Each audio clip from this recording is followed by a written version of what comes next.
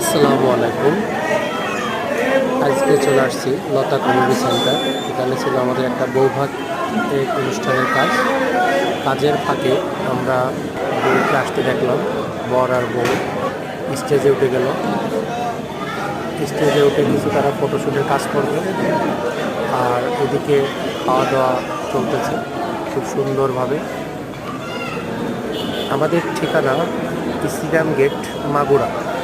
SK caterers একটা স্বনামধন্য